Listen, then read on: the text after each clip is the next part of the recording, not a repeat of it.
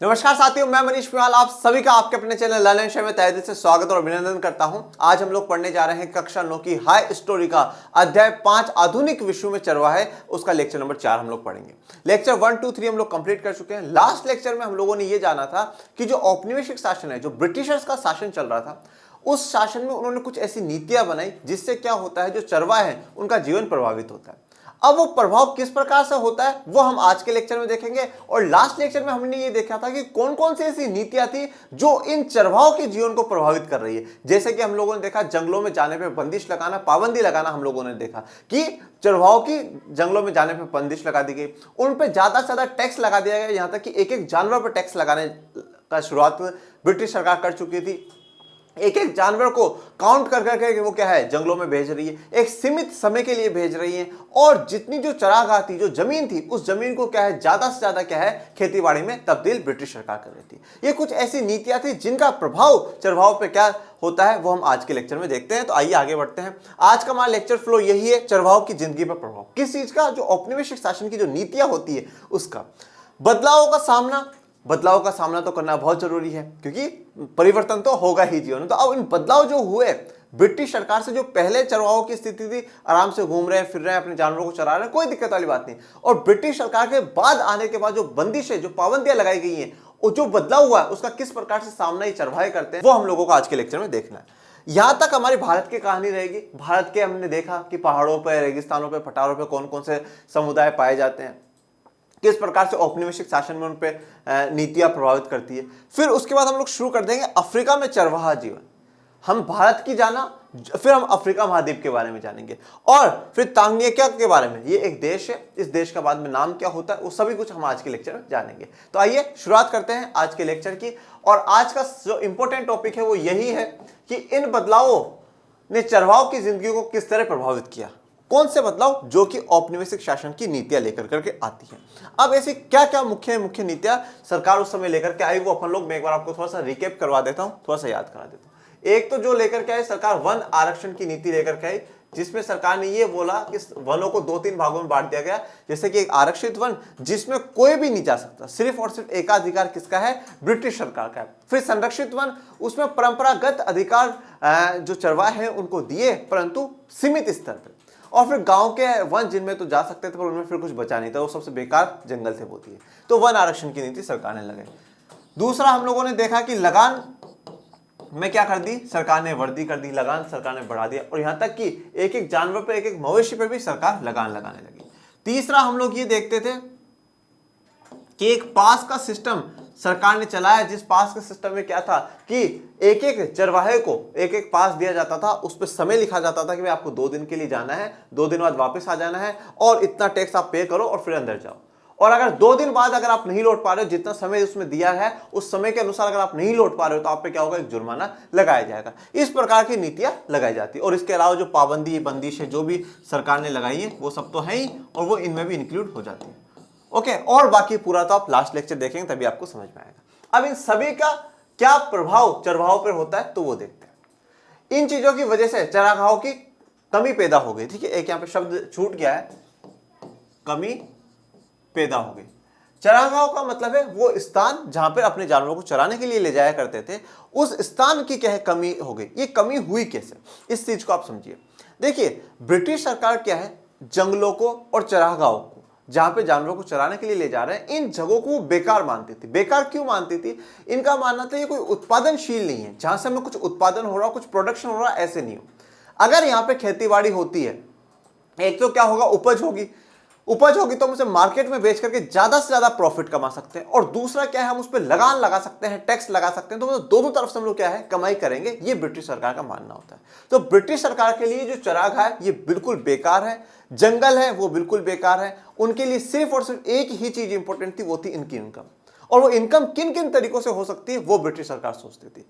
तो अब क्या हुआ, जितनी भी नीतियां लगाई गई, वन आरक्षण की हो गई, लगान का बढ़ाना, उन पर पाबंदियां लगाना, उनकी घुमन तो बंद करवा देना, मतलब वो एक जगह से दूसरी जगह जो घूमते थे वो उनका बंद करवा दिया, उनको एक जगह ही स्थिर कर दिया सरकार। ये जो सब नीतियां हुई, इनसे क्या हुआ, चरागाह जो है वो कम हो गए, इनमें क्या आ गई, गिरावट आ गई।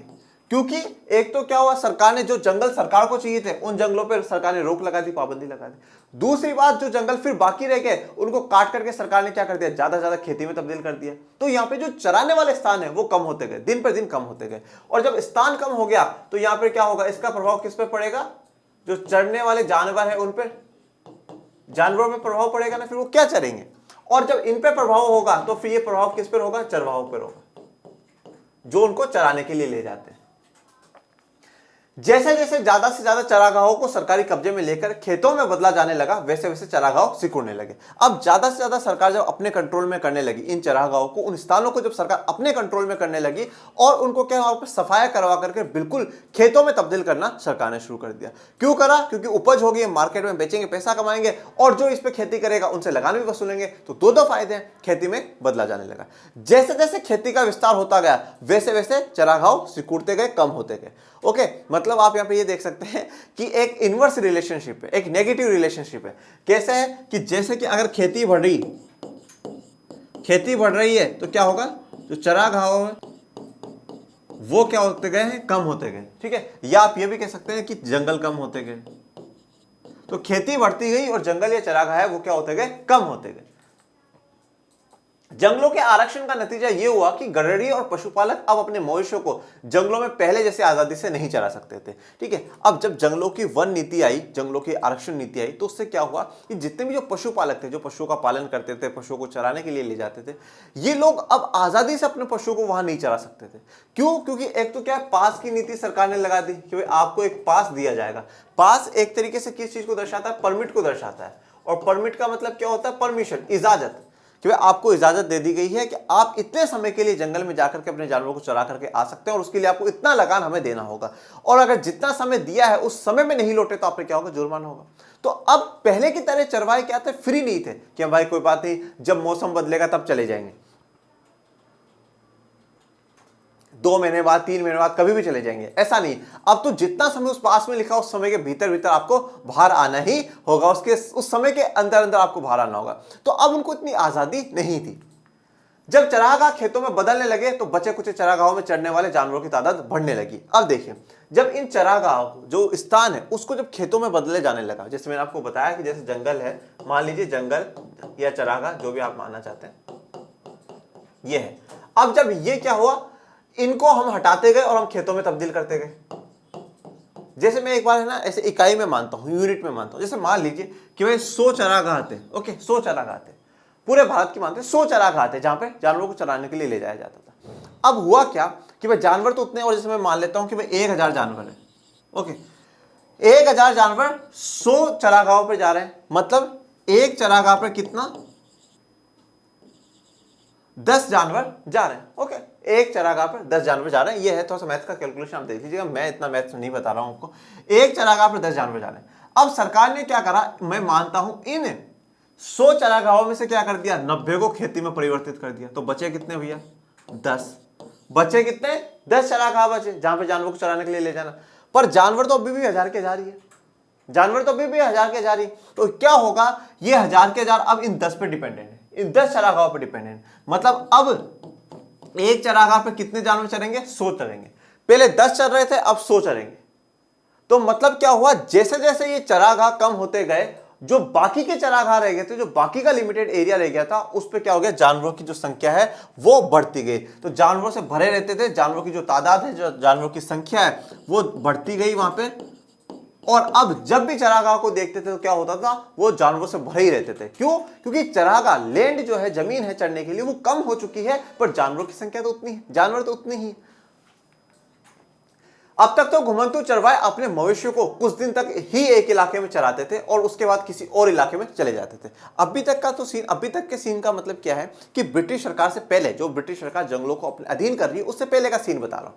उससे पहले क्या होता था, भाई चरवाहे ने आज चरवाया, और भाई जैसे मान लीजिए अब भी वो इस एरिया में चरवा रहे हैं, ओके इस एरिया में चढ़ लिए जानवर, 2 महीने 3 महीने बाद क्या हुआ, वो इस एरिया से इस एरिया में आ गए भाई। हाँ, अब क्या हो रहा है, जब तक वो उस एरिया में गए ये वाला खाली है, ऑफ कोर्स ये खाली, तो यहाँ पे क्या होगा, फिर हरा भरा हो जाएगा, फिर जो घास पेड़ पौधे जो उगने हैं वो उग जाएंगे। जब तक वो यहाँ खा लेंगे, फिर वो घूम करके यहाँ जाएंगे, और जब फिर वो यहाँ आए तब तक वो वाला पूरा भर जाएगा। ओके,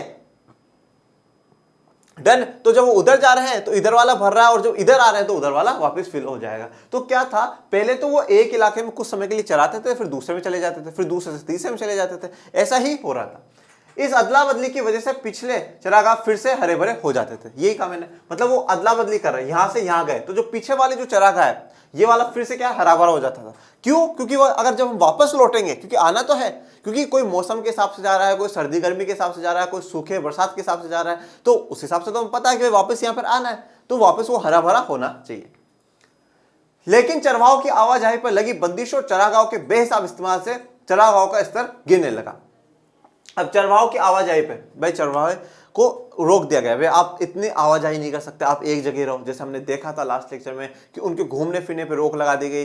ग्रामीण जो पुलिस है उस पुलिस को बोला गया कि आप इन पर नजर रखें कि वो अपने गांव छोड़ करके ना जाए, वो एक जगह ही रहे। एक उनकी बस्तियां अलग से क्रिएट कर दी गई, और जब उनकी आवाजाही पर बंदिशें लगा दी गई और चरागाहों का बेहिसाब से इस्तेमाल करना शुरू कर दिया, किसके लिए? खेती के लिए, तो ये चरागाहों का स्तर क्या हो गया? गिरने लगा। अब यहां पर आप ये देखिएगा कि जो प्रभाव है, जो औपनिवेशिक वन नीतियां है, उसका क्या क्या प्रभाव हुआ। सबसे पहला प्रभाव है चरागाहों का स्तर गिरने लगा, जो स्थान है उनका स्तर कम होने लगा, उनकी जो संख्या है वो कम होने लगी। जानवरों के लिए चारा कम पड़ने लगा।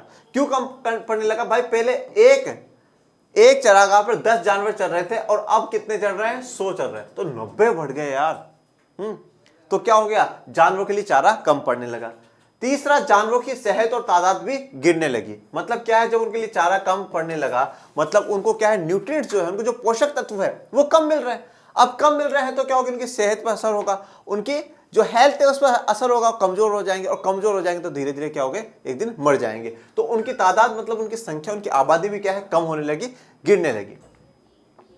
चारे की कमी और जब तक पड़ने वाले अकाल की वजह से कमजोर और भूखे जानवर बड़ी संख्या में मरने लगे। तो जो जानवर है वो बड़ी संख्या में मरने लगे, क्योंकि एक तो चारे की कमी हो गई, और बाय चांस कभी अकाल पड़ जाता था, सूखा पड़ जाता था, तो क्या होता था? उनके पास कुछ भी खाने को नहीं होता था, तो बड़ी संख्या में क्या है? ये जानवर मर जाते। तो चरवाहों पर किस प्रकार से प्रभावित होता है कि एक तो चरागाहों का स्तर हो जाता है, उनका स्तर जो है गिरने लग जाता है, कम हो जाता है, चारा कम पड़ जाता है कि खाने के लिए जानवरों के पास, उनकी फिर चारा कम है, खाना कम है उनके पास, तो उनकी सेहत और तादाद भी कम हो जाती है, और उससे क्या है, जब अकाल आता है तो उनकी मौत भी होना शुरू हो जाती है। अब चरावाहों ने इन बदलावों का सामना कैसे करा? अब जो वो उन जानवरों को चराने के लिए ले जा रहे हैं, वो इन बदलावों का सामना कैसे करेंगे? चरागाह कम हो गए, कहां ले जाए हमारे जानवरों को चराने? अब इन्हें अच्छा नहीं खा पाते तो मर जाते हैं। इन समस्याओं का किस प्रकार से समाधान निकाला जाए, या इन समस्याओं को किस प्रकार से फेस करा जाए, यह अब हमें पढ़ना है। इन बदलावों पर चरवाहों की प्रतिक्रिया कई रूपों में सामने है, तो अलग अलग प्रकार से प्रतिक्रिया दी, अपना एक्शन उन लोगों ने लिया। कुछ चरवाहों ने तो अपने जानवरों की संख्या ही कम कर दी, कुछ ने तो क्या कर दिया? कम कर दिया। किसी ने बेच दिया, कुछ मर गए, और कुछ ने छोड़ दिया, बोले छोड़ो यार, बस इतने ही 5-10 को रखेंगे, इतना दूध पानी निकल जाए और उसको बेच करके अपना जीवन यापन करेंगे, ज्यादा को रखेंगे, कहाँ चराने ले जाए। ओके, तो संख्या ही कम कर दी। अब बहुत सारे जानवरों को चराने के लिए पहले की तरह बड़े बड़े और बहुत सारे मैदान नहीं बचे थे, तो संख्या कम क्यों कर दी गई? क्योंकि मैदान ही नहीं बचे। चराए तो चराए कहाँ पे? क्योंकि हमने देखा ना, चरागाह का स्तर गिर रहा है, कम होते जा रहा है, क्योंकि खेती के लिए बढ़ोतरी हो रही। जब पुराने चरागाहों का इस्तेमाल करना मुश्किल हो गया तो कुछ चरागाहों ने नए नए चरागाह ढूंढ लिए। अब क्या हुआ? कुछ तो क्या थे, थोड़े से तेज थे, इंटेलिजेंट थे, तो उन्होंने देखा यार इस वाले पे तो ब्रिटिश सरकार ने पाबंदी लगा ली है, तो क्या करो, दूसरे पे कहीं ढूंढ लो, गुप्त में ही ढूंढ लो, जो ब्रिटिश सरकार को भी नहीं बताओ, तो वहां जाकर के ढूंढ लो। तो कुछ ने जब पुराने वाले पे बंदिशें लगी, पाबंदियां लगी, तो उन्होंने तो क्या करा, नया ढूंढ लिया, और नया ढूंढ करके अपने जानवरों की रक्षा कर ली। मिसाल के तौर पर ऊंट और भेड़ पालने वाले रायका 1947 के बाद न तो सिंध में दाखिल हो सकते थे और न सिंधु नदी के किनारे अपने जानवरों को चरा सकते थे। अब मुझे सबसे पहला तो आप ये बताओ कि ये रायका है कहाँ का? ठीक है, कमेंट बॉक्स में आज बताना कि रायका कहाँ का समुदाय है और कौन सी जगह पाया जाता है, मतलब पहाड़ों पे, पठार पे, रेगिस्तान पे, कहाँ पे, और इसका राज्य बताना कौन से राज्य में। तो देखिए 1947 में क्या हुआ? 1947 में दो चीजें हुई। एक तो भारत हमारा आजाद हुआ, सबसे बहुत बढ़िया दिन, ठीक है, और दूसरा एक दुख भरा दिन, क्या कि पाकिस्तान अलग हो गया, मतलब बंटवारा जो भारत का जो विभाजन है वो विभाजन हो गया, और हजारों लाखों लोग हमारे भाई बहन मारे गए। तो अब उस 1947 में क्या हुआ कि जब भाई सिंध जो है, पहले तो सिंध 1947 में तो भारत का ही हिस्सा था, फिर वो क्या हो गया, पाकिस्तान वाले हिस्से में चला गया। अब जब वो पाकिस्तान वाले में चला गया, अब इतने दिन तक तो क्या थे कि भाई बिल्कुल ये कहीं भी आ जाते थे, चले जाते थे, पर अब क्या हो, सिंध पाकिस्तान को हो गया, अब वहां जा नहीं सकते। और सिंधु नदी के पास में भी वो सिंधु नदी वाला इलाका है जो पाकिस्तान की तरफ हो रहा है, उसमें भी अब नहीं चरा सकते थे, इनके लिए परेशानी हो गई। तो ये वाला मतलब क्या हो गया, ये एक तरीके से पाबंदी सी हो गई कि अब वहां नहीं जा पा रहे। तो अब इन्होंने क्या करा, नया रास्ता ढूंढ लिया। जाहिर है अब उन्हें जानवरों को चराने के लिए नई जगह ढूंढनी थी, तो उन्होंने क्या करा, अब वे हरियाणा के खेतों में जाने लगे। तो वो सिंध नहीं पहुंच पाए तो क्या हुआ, हरियाणा। ये एक 1947 के बाद की घटना बताइए। हरियाणा के खेतों में जाने लगे, जहां कटाई के बाद खाली पड़े खेतों में वे अपने मवेशियों को चरा सकते थे। तो जहां जब खेतों की कटाई हो जाती थी तो वो खाली खेतों में उन अपने जानवरों को चरा सकते थे। और खाली खेतों में उनको क्या मिलता था, ठूंठ जो होती है, ठूंठ क्या होती है, जो पूरी कटाई के बाद जो आखिरी में जो बिल्कुल खराब बचता है ना, उसको ठूंठ कहते हैं। ठीक है, तो ठूंठ उसको खाया करते थे। इसी समय खेतों को खाद की भी जरूरत रहती थी, उन्हें इन जानवरों के मल मूत्र से मिल जाती थी। ये बात हम लोग पढ़ चुके हैं कि क्या होता था कि भाई जो किसान है वो किसान उनका स्वागत करते थे इन चरवाहों का, आइए आइए साहब आइए। क्यों स्वागत कर रहे हैं, देखो जानवर तो क्या है, ये तो जितना भी वेस्ट था वो सारा का सारा जंगलों का जो उस खेत का वेस्ट था वो सारा का सारा खा लेंगे तो एक तो जानवर भी तंदुरुस्त हो जाएंगे। दूसरी बात, फिर जो अपना मल मूत्र है, जानवर जो अपना मल मूत्र है जो सुबह शाम हम लोग भी करते हैं, तो जो मल मूत्र है वो उस पर खेत में करते जाते थे, कभी यहाँ कर दिया, फिर वहां कर दिया, फिर वहां कर दिया, वहां करते, तो वो एक खाद के रूप में काम करता है, उर्वरक फर्टिलाइजर के रूप में काम करता है। तो दोनों को फायदा था, चरवाहों को भी फायदा था कि उनके जानवर चर रहे हैं, और किसानों को भी फायदा था कि उनकी जो अब अगली फसल बोनी है उस फसल के लिए उनकी मिट्टी क्या हो जाएगी, उपजाऊ हो जाएगी। समय गुजरने के साथ कुछ धनी चरवाहे जमीन खरीदकर एक जगह बसकर रहने लगे। तो अब जिनके पास खूब पैसा था, अच्छा खासा पैसा था, खूब पैसा कमाया उन लोगों ने, तो उन्होंने तो क्या करा कि सरकार पाबंदियां लगा दी और करिए कुछ हिस्सा बटाओ, अपन तो अपनी एक जमीन खरीद लो और उस जमीन पे क्या करो, उगाओ और इनको खिलाओ और इन्हीं से फिर पैसा कमाओ। उनमें से कुछ नियमित रूप से खेती करने लगे, जबकि कुछ व्यापार करने लगे। तो कुछ ने जमीन खरीद ली, कुछ क्या खेती करने लगे, भाई वहां से पैसा कमाएंगे, और कुछ व्यापार करने लगे। जिन चरवाहों के पास ज्यादा पैसा नहीं था वे सूदखोरों से ब्याज पर कर्ज लेकर दिन काटने लगे। अब क्या, जिनके पास पैसा नहीं था, तो सूदखोर कौन होते हैं, सूद मतलब ब्याज होता है, जो ब्याज पर पैसे देते हैं ना उनको सूदखोर कहा जाता है। कि ब्याज, भाई इतना रुपए ले और इसके साथ मुझे इतना पैसा वापस लौटा देना। जैसे मैं किसी से 10,000 रुपए लेने जाऊं, उधार में 10,000 रुपए लेता हूं, और उसने मुझे बोला भाई मान ले तू 6 महीने बाद लौटाएगा, तो इस पे मुझे 3,000 रुपए ब्याज के दे देना। तो अब मुझे लौटाने कितने हैं, 13,000। तो ये क्या हो गया, ये सूद पे पैसा लेना हो गया। तो वो सूदखोर कहलाते हैं, जो ब्याज पर कर्जा लेकर अपने दिन काट रहे थे, जो गरीब चरवाहे थे वो। इस चक्कर में बहुतों के मवेशी भी हाथ से जाते रहे और वे मजदूर बनकर रह गए। तो अब क्या हुआ कि जब पैसा नहीं लौटा पा रहे थे तो वो अपने जानवरों को उनको बेच देते थे, भाई आप लोग रख लो, ठीक है, इनसे जो आपको मिले वो कर लो। उनको बेच करके पैसा उनका लौटाया और बिल्कुल बहुत बुरी स्थिति में आ गए और वो मजदूर बनकर के अपना जीवन काट रहे थे। वे खेतों या छोटे मोटे कस्बों में मजदूरी करते दिखाई देने लगे। तो मतलब जो चरवाहे एक जगह से दूसरी जगह घुमा करते थे, अपने जानवरों पे पूरा जीवन व्यतीत कर रखा था और उनको घुमा फिरा करके दूध पानी से पूरे आसपास के लोगों को भी उनका भी पालन पोषण करते थे, अब वो बिल्कुल मजदूरी की स्थिति में आ चुके हैं। इस सबके बावजूद चरवाहे न केवल आज भी जिंदा है बल्कि हाल के दशकों में कई जगह तो उनकी संख्या में वृद्धि भी हुई है। ठीक है, अब ऐसी बात नहीं है कि वो सारे जो चरवाहे हैं, जो लोग हैं, वो मर गए, ऐसी बात नहीं है, अभी भी जिंदा है। और यहाँ तक कहा जाता है कि पिछले कुछ दशकों में, एक दशक में 10 साल होते हैं, पिछले कुछ दशकों में क्या हुआ है कि वृद्धि हुई है, उनकी जनसंख्या में ग्रोथ हुई है, बढ़ी है उनकी जनसंख्या। जब भी किसी इलाके के चरागाहों में उनके दाखिले पर रोक लगा दी जाती, वे अपनी दिशा बदल लेते, रेवड़ छोटा कर लेते और नई दुनिया के मिजाज से तालमेल बिठाने के लिए दूसरे काम धंधे भी करने लगते। तो अब जब कहीं भी पाबंदी लगा दी जाती थी, अपना रास्ता बदलते, थोड़ा रेवड़ जो है, ग्रुप है, वो क्या छोटा कर देते थे। क्या देखो, 5 को ही तो चराना है साहब, कौन सी बड़ी बात है, 5 ही तो है छोटे से। रेवड़ छोटा कर देते, दूसरे स्थानों पर चले जाते थे और वहां जाकर के क्या है, थोड़ा बहुत पशुओं से जो उनको मिलता, मतलब उनको चराते थे और फिर उनसे जो दूध मिल रहा है उसको बेच करके काम, नहीं तो और बाकी दूसरे भी काम धंधे करना शुरू कर दिया उन लोग। बहुत सारी परिस्थिति विज्ञानी मानते हैं कि सूखे इलाकों और पहाड़ों में जिंदा रहने के लिए चरवाही सबसे व्यवहारिक रास्ता है। तो सूखे इलाकों में और पहाड़ों में अगर आपको जिंदा रहना है तो चरवाही सबसे बढ़िया रास्ता है, सबसे बेहतरीन रास्ता माना जाता है। यहां तक हमारे पूरे भारत की जो चरवाहों की स्टोरी थी वो हम लोगों ने जान ली। ठीक है, वो कहाँ कहाँ पहाड़ों पे रहते हैं, कौन कौन से समुदाय हैं, कहाँ कहाँ और स्थानों पे वो पाए जा रहे हैं, फिर वो औपनिवेशिक शासन ने क्या क्या नीतियां लगाई, उनके क्या प्रभाव रहे और उनका सामना किस प्रकार से करा उन बदलावों का, वो हम सब कुछ देख चुके हैं। अब हम लोग आ जाते हैं अफ्रीका पे। अफ्रीका में चरवाहा जीवन, अफ्रीका जहां दुनिया की आधी से ज्यादा चरवा आबादी रहती है। ठीक है, अफ्रीका में आधी से ज्यादा जो आबादी है वो चरवाही, वो चराने के ही काम कर रहे हैं, एक जगह से दूसरी जगह चराना, यही काम कर रहे हैं। आज भी अफ्रीका के लगभग 2.25 करोड़ लोग रोजी रोटी के लिए किसी न किसी तरह की चरवाही गतिविधियों पर ही आश्रित है। तो आज भी अफ्रीका के 2.25 करोड़ लोग, 2.25 करोड़ लोगों का मतलब है 2,25,00,000, तो 2.25 करोड़ जो लोग हैं वो अपनी रोजी रोटी, मतलब उनको जो खाने पीने के लिए जो सामान मिले और अपने जीवन, मतलब रोजी रोटी का मतलब क्या होता है, बेसिकली जो कहा जाता है कि भाई ये मेरी रोजी रोटी, मतलब मैं जिस काम से पैसा कमा रहा हूँ वो रोजी रोटी। मैं आज पढ़ा रहा हूँ, इससे मैं पैसा कमाता हूँ, मैं अपने खाने पीने का सामान खरीदता हूँ, वो भी मेरी रोजी रोटी है। मतलब वो रोजी रोटी के लिए, अपने काम धंधों के लिए किस पे आश्रित थे, ये चरवाही गतिविधियों पर, कि भाई यहाँ से वहां तक जानवरों को चराना, उनसे पैसा कमाना और अपना जीवन यापन करना। आश्रित का मतलब होता है आश्रय है, मतलब उस पर डिपेंडेंट है, निर्भर है वो।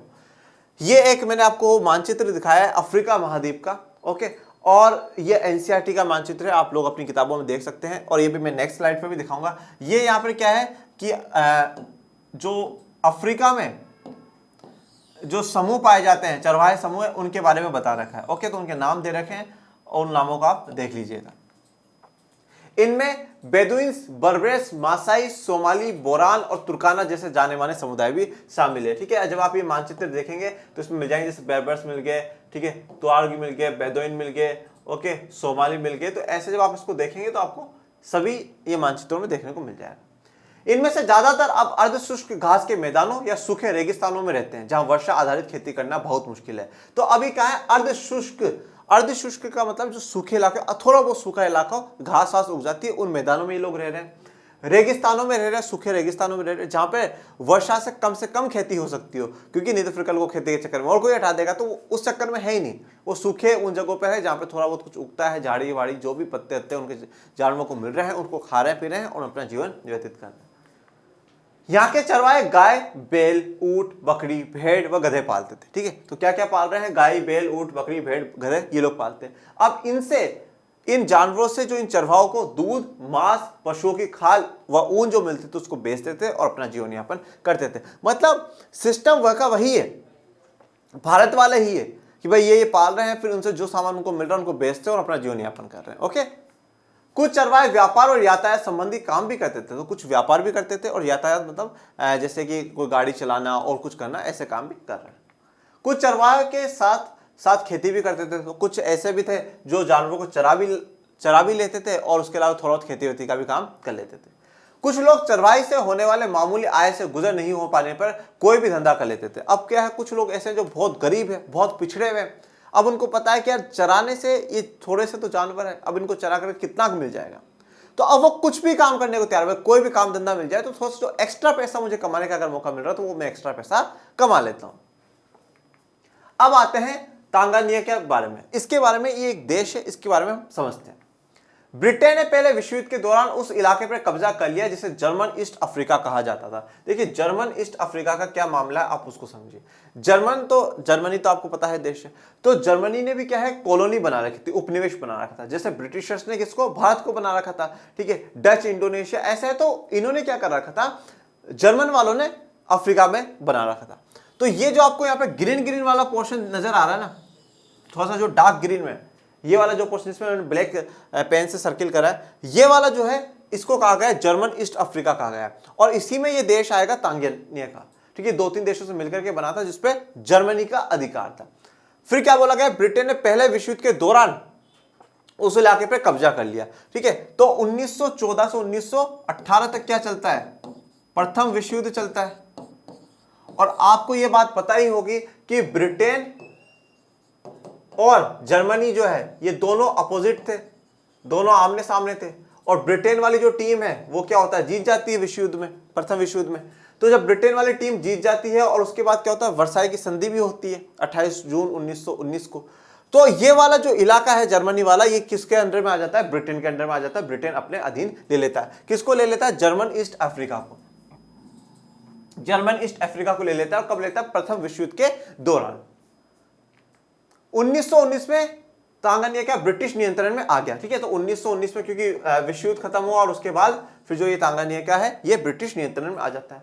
1961 में उसे आजादी मिली, किसको, इस देश को आजादी मिल गई। मतलब 1919 में आया और 61 में इनके आजाद कर करके चले गए। ओके, तो कितना समय तक रहे हैं, 52 साल तक इन्होंने राज करा है। 1964 में जंजीबार के विलय के बाद उसे तंजानिया का नाम दिया गया है, नया नाम दिया गया है। तो देखिए, अब सबसे पहली बात तो ये जंजीबार क्या है, जंजीबार को समझिए, जंजीबार का विलय, विलय का मतलब होता है मिल जाना, ठीक है। तो जंजीबार कहाँ है, ये जो आपको छोटा सा द्वीप नजर आ रहा है ना, ये वाला जो एरिया है ये जंजीबार है। जब इसको इसमें मिला लिया गया, कब मिलाया गया है, 1964 में। तो अब पहले तक उसका नाम क्या था, तांगानिका, तांगानिका उसका पहले नाम था, पर अब जब जंजीबार इसमें मिल चुका है तो इसका जो नया नाम है वो क्या हो गया, तंजानिया। और आज भी इसको क्या है, तंजानिया के नाम से ही जाना जाता है। तो तंजानिया की थोड़ी सी स्टोरी को आपको याद रखना है कि पहले जर्मन ईस्ट अफ्रीका के नाम, जर्मन ने उस पर कंट्रोल करा, ईस्ट अफ्रीका उससे कहा गया। ईस्ट अफ्रीका भी क्यों, देखिए पूरा क्या है, अफ्रीका महाद्वीप है, ये नॉर्थ, साउथ, ईस्ट और वेस्ट। तो ये जो ईस्ट वाला, आप इसमें ये भी कह सकते हैं साउथ ईस्ट वाला जो पोर्शन है अफ्रीका का, उसमें उन्होंने करा, तो जर्मन ईस्ट अफ्रीका कहा गया। प्रथम विश्व युद्ध के बाद मतलब 1919 में तांगानिका पे किसने कंट्रोल कर लिया, ब्रिटिश ने कंट्रोल कर लिया। 1961 में आजाद कर दिया, ओके। और 1964 में जब इसमें जंजीबार को मिला लिया गया तो तंजानिया इसका नाम रख दिया गया, ओके। इन परिवर्तनों को हम चरवाहों के एक खास समुदाय के माध्यम से समझने की कोशिश करते हैं, ओके। चलिए इसके लिए मासाई नाम के समुदाय चुन लेते हैं। मासाई पशुपालक मोटे तौर पर पूर्वी अफ्रीका के निवासी है, ठीक है। यहाँ पे मैंने फिर से आपको मैप में दिखाया तंजानिया के बारे में, ओके। और ये जंजीबार है। मासाई क्या है, मासाई ही एक समुदाय का नाम है जो चरवाहा समुदाय है, जो अपने जानवरों को एक जगह से दूसरी जगह चरवाता है। तो ये जो मासाई है, मासाई पशुपालक मोटे तौर पर पूर्वी अफ्रीका में पाए जाते हैं। तो पूर्वी अफ्रीका के निवासी मतलब उत्तर, दक्षिण, पश्चिम, पूर्व। तो इधर वाले जो इलाका है, इधर वाले इलाके के क्या है, मुख्य तौर पर निवासी। इनमें से लगभग 3 लाख दक्षिणी कीनिया में और करीब 1.5 लाख तंजानिया में रहते हैं। तो ये जो तंजानिया का जो मैंने दिखाया यहाँ पे 1.5 लाख और कीनिया में 3 लाख तक ये लोग रहते हैं। नए कानूनों और बंदिशों ने किस तरह न केवल उनकी जमीन उनसे छीन ली, बल्कि उनकी आवाजाही पर भी बहुत सारी पाबंदियां थोप दी। तो जो नए कानून बनाए गए वहां पर भी सरकार के द्वारा, उन नए कानूनों ने और जो पाबंदियां उनके द्वारा लगी उन कानूनों के थ्रू, उससे क्या हुआ कि इनके जीवन में काफी बड़ा परिवर्तन आया। उनकी जमीनें छीन ली गई, उनकी आवाजाही पर पाबंदियां लगा दी गई। मतलब ओवरऑल बात इतनी सी, जो स्टोरी भारत में चल रही है वही पूरी की पूरी अफ्रीका में चल रही है। तो इतना घबराने, इतना टेंशन नहीं यार, इंडिया का भी पढ़ें, इंडिया का तो पूरा होता नहीं है, अफ्रीका का कहाँ से पढ़ लेंगे, तो ऐसा बिल्कुल भी सोचने वाली बात नहीं। आप बस थोड़ा सा स्टोरी को अच्छे से समझे, स्टोरी की तरह पढ़े, एक एक टॉपिक को अच्छे से कंप्लीट करते जाए, आपको चीजें समझ में आने लग जाएंगी, ठीक है। नहीं तो क्या आप ऐसे लोड मत लो जैसा, क्योंकि अब जो स्थिति चरवाहों की भारत में थी वही स्थिति यहाँ पर पाबंदी लग रही, पाबंदी लग जाएगी तो क्या होगा, चरागाह कम हो जाएंगे, चरागाह कम हो जाएंगे, उनकी आवाजाही कम हो जाएंगी, उनके जानवर मरने लगेंगे, उनका जीवन खतरे में आ जाएगा, ओके। इन कानूनों के कारण सूखे के दिनों में उनकी जिंदगी गहरे तौर पर बदल गई और उनके सामाजिक संबंध भी एक नई शक्ल में ढल गए, ठीक है। तो कानूनों के कारण क्या, जो सूखे के दिन होते थे, जब वहां बिल्कुल भी कुछ भी नहीं होता था जानवरों के खाने पीने के लिए, तो उनकी जिंदगी में गहरे तौर पर बदल गई। उनके जो सामाजिक संबंध है, जो सामाजिक व्यवस्था है, उनमें भी काफी बड़ा बदलाव आता है, काफी बड़ा चेंज हमें देखने को मिलता है, ओके। तो आज के लेक्चर में हमारा इतना ही। इसके बाद एक लेक्चर और आएगा जिसमें पूरी कोशिश है ये चैप्टर पूरा कंप्लीट हो जाएगा हमारा, आधुनिक विश्व में चरवाहे। और हम राजनीति विज्ञान पूरी कर चुके हैं, हम अर्थशास्त्र कक्षा 9 की पूरी कर चुके हैं, और इस अध्याय के अंत के बाद, एंडिंग के बाद, हमारा जो इतिहास है, हाई स्टोरी, वो भी पूरा हो जाएगा। फिर हम भूगोल की तरफ बढ़ेंगे और भूगोल में एक अध्याय मेरा पूरा कंप्लीट कराया हुआ है। अब हम अध्याय 2 से शुरू करेंगे, टोटल 6 अध्याय उसमें है, तो 5 बाकी है, अध्याय 2 से शुरुआत करेंगे अपन लोग, और फिर हमारा भूगोल भी हम जल्दी ही खत्म कर देंगे, ओके। तो आपको इस लेक्चर में कोई भी प्रॉब्लम हो आप कमेंट बॉक्स में पूछिएगा, कैसा लगा जरूर बताइएगा, और हमसे जुड़े रहिए और अपनी पढ़ाई पे बिल्कुल पढ़ते रहिए, आगे बढ़ते रहिए। मिलते हैं नेक्स्ट लेक्चर में, तब तक के लिए थैंक यू सो मच। जय हिंद, जय भारत।